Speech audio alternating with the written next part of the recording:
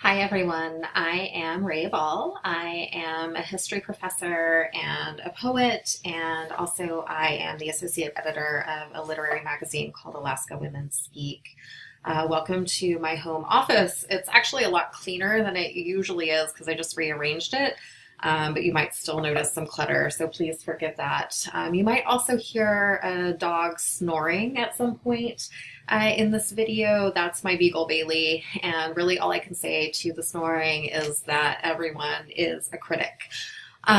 Last time I did a video, I read a poem in Alaska Women Speaks winter issue by Inupiaq writer Jen Stever.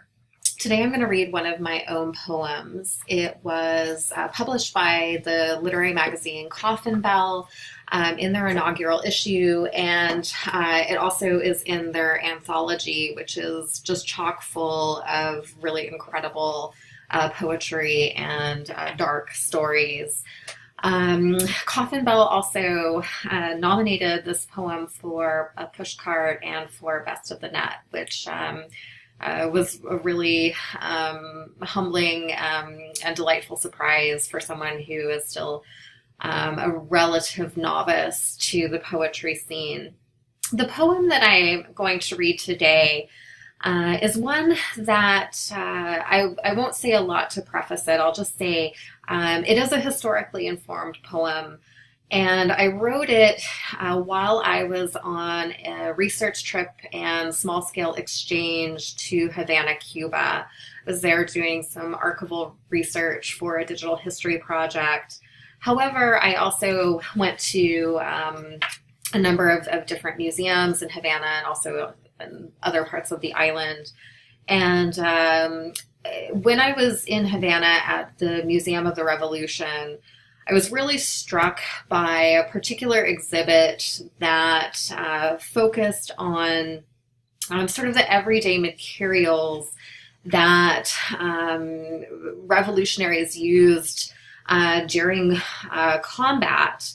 And one of the things was a pretty horrifying doll that was in a glass case, and this doll had been used to smuggle ammunition and messages.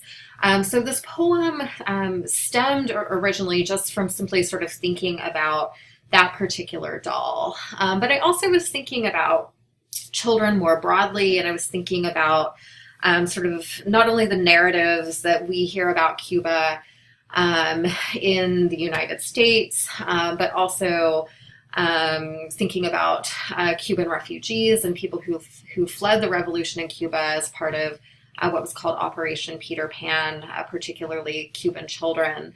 And so I don't want to turn this into a history lecture, but all of these sort of elements go into this particular poem, which I will read now.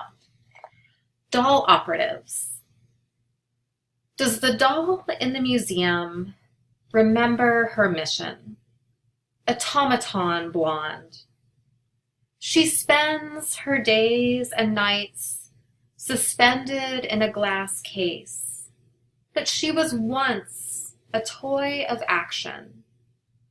No G.I. Joe made for the imagined brutalities of boys playing at war, but a plasticized toddler with wide eyes open to combat.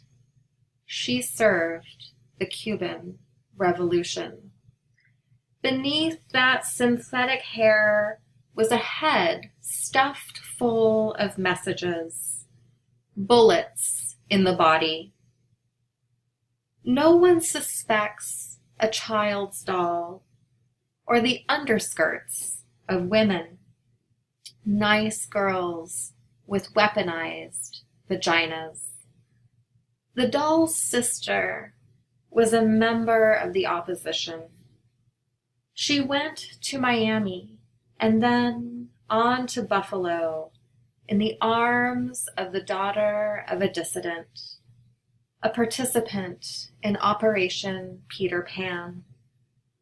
The dolls are forever youthful, even though they cannot return to the Neverland that stretches between them.